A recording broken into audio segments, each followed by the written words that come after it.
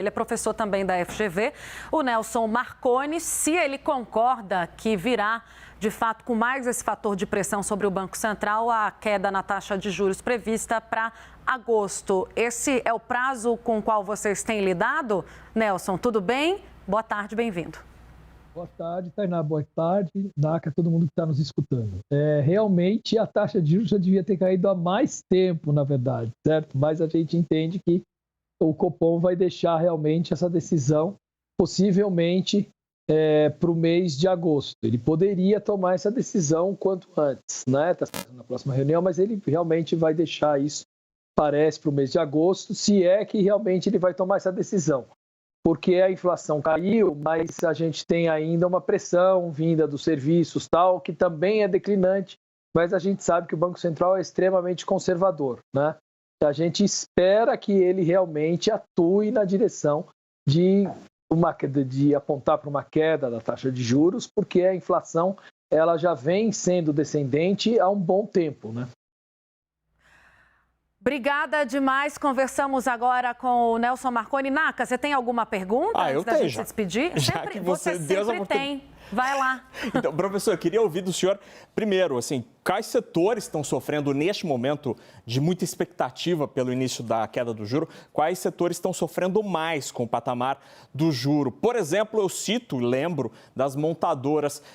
Este tipo de medida que o governo está anunciando, por exemplo, o incentivo para as montadoras, não parece um curativo para um problema que é um pouco maior e o juro pode acabar explicando isso?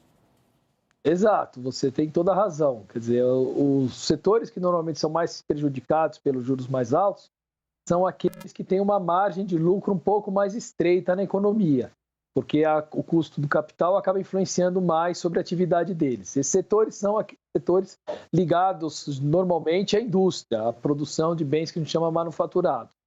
Por exemplo, com o exemplo que você deu, né, a queda que a gente teve dos veículos, da venda dos veículos recentes, a quantidade que a gente tem, vamos dizer, a produção industrial, mesmo a quantidade de venda do setor industrial, indica que não tem uma recuperação.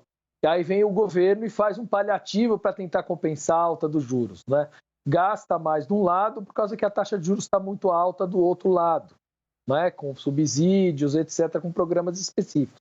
Talvez fosse melhor o governo reduzir a taxa de juros, já que a inflação está em queda, isso abriria espaço para que o governo não precisasse praticar, né, ou pelo menos não criaria essa demanda para que o governo praticasse programas, gastos específicos para setores também específicos da economia.